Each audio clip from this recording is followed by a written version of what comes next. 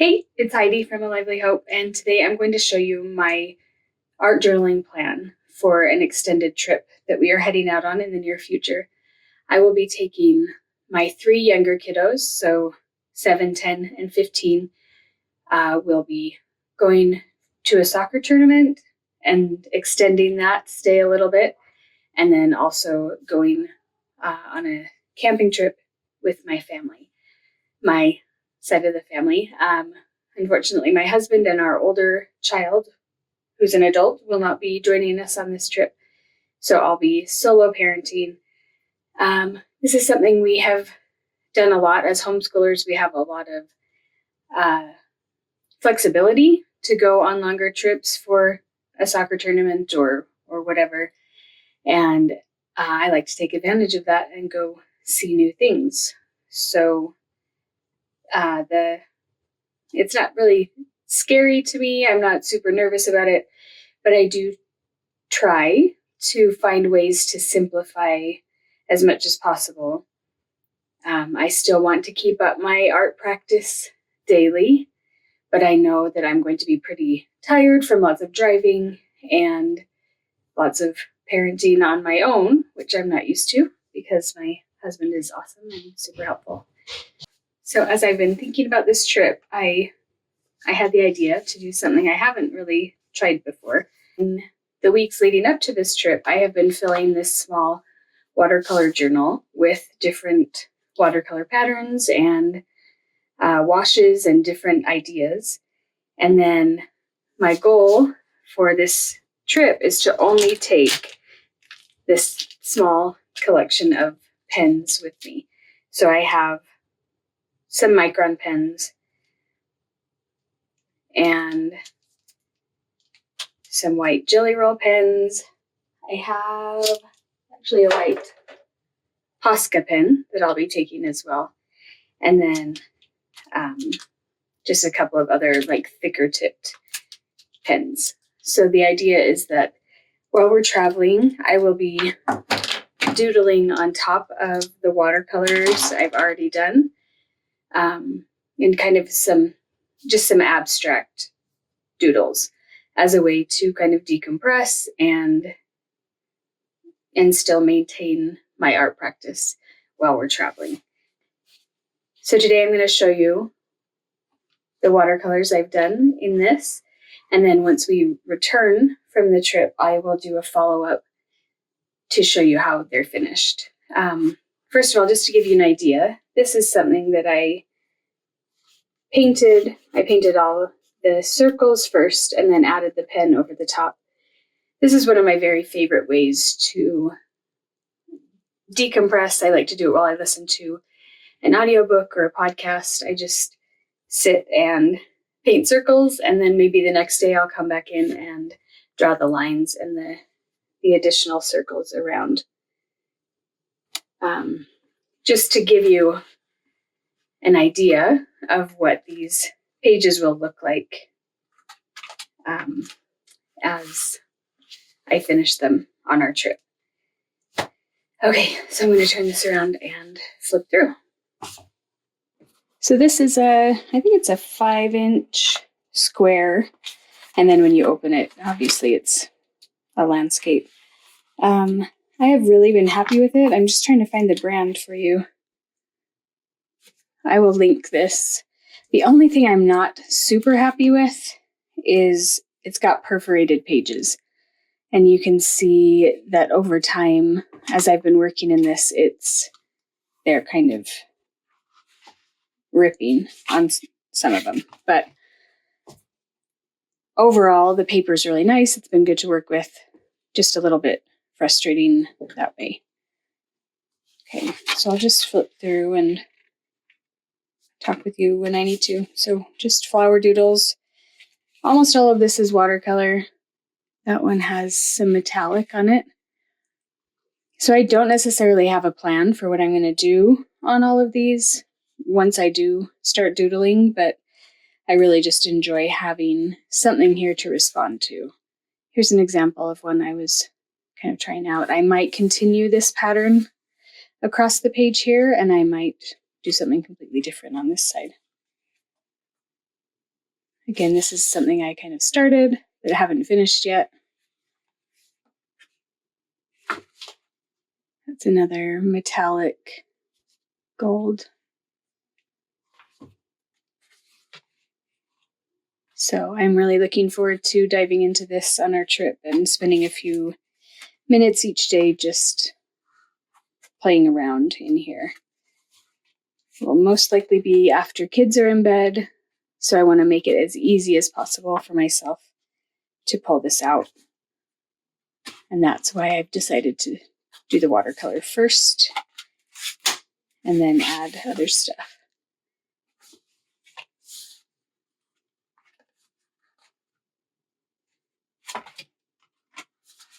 So this one, I made something on there and then hated it. And so I covered it up with acrylic because it's hard to cover up watercolor with watercolor. I'm not a super big fan of this either, but I'm going to leave it and just see what I can come up with. Here's another one that was covered up. This is acrylic. I will be able to use the Poscas and the jelly rolls on top of that as well.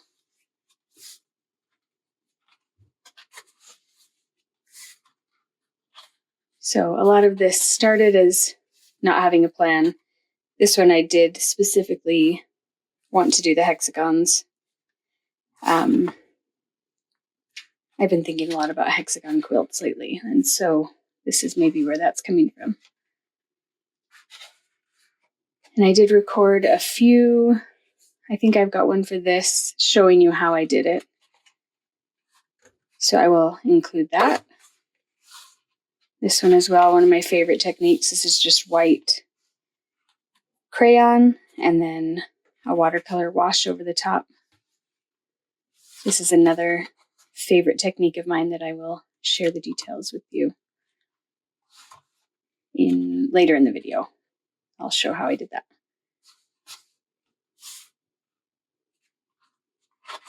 Okay, so now I just have really just one spread and then one more page. This is not a watercolor page right here. So let's finish that up. So I will paint on this page and let you watch, and then go back in time a little bit and show you some of these others that I created.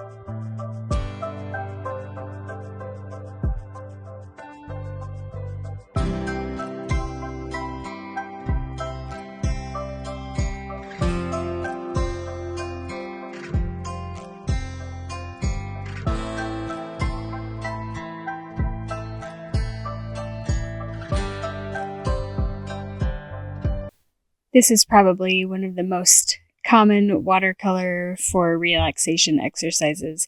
You probably did this as a kid. I know kids in my art classes love to do this. Basically, you just take a pencil and scribble all over the page, making sure to leave some wide open spaces so that you can then paint inside those loops and swirls.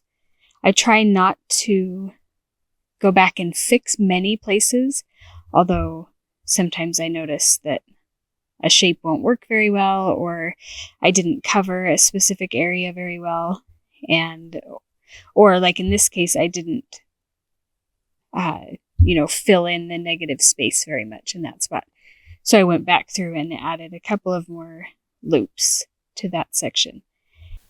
So now comes the fun part of filling in each of those loops and swirls and open spaces with a different color of watercolor paint. I am a big fan of just letting watercolor do its thing. It does not bother me to have places that bleed together, so I don't tend to let it dry in between or move from spot to spot on the page too much.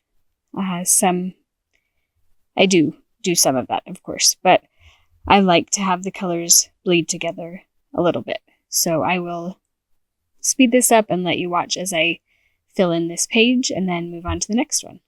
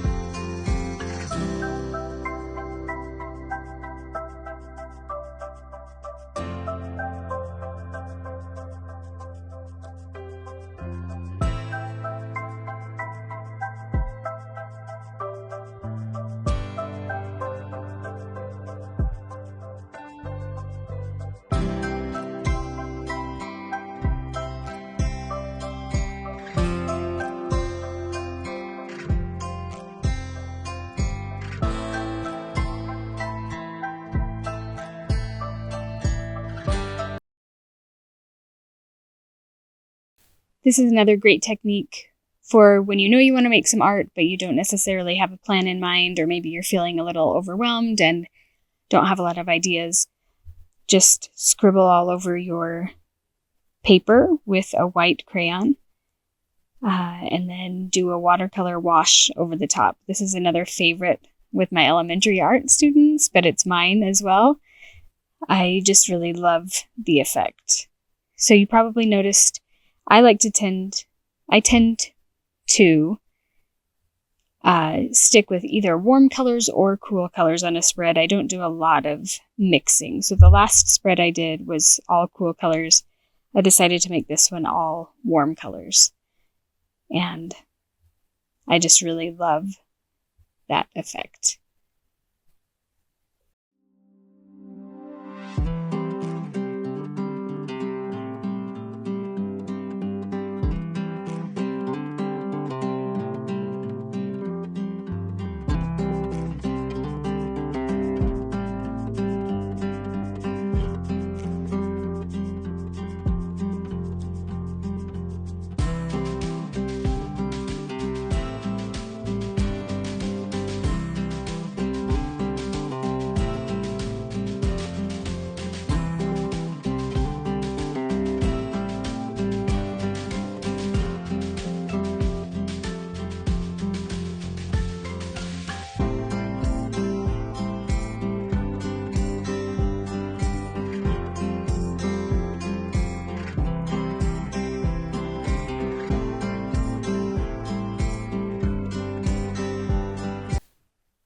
This is one of my absolute favorite techniques. All you need is a long piece of yarn or string of some kind.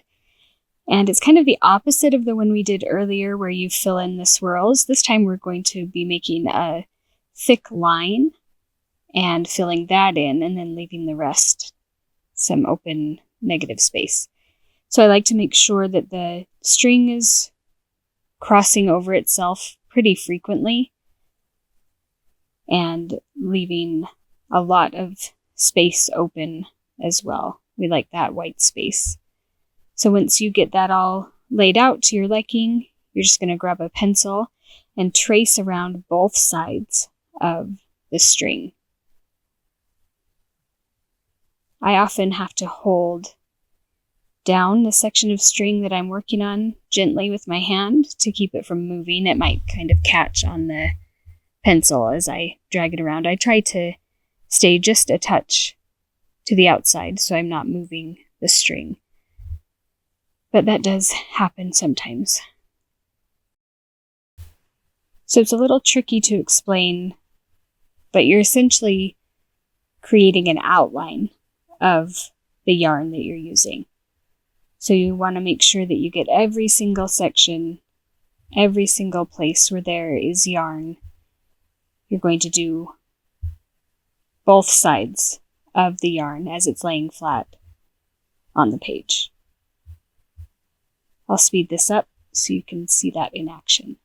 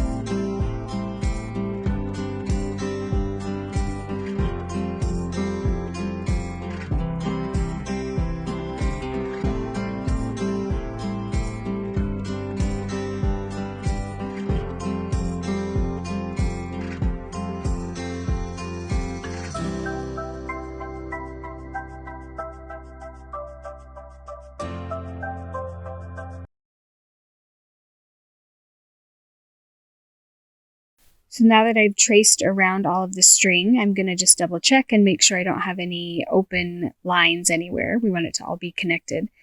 And then I go through and fill in this outline that we've made with watercolor.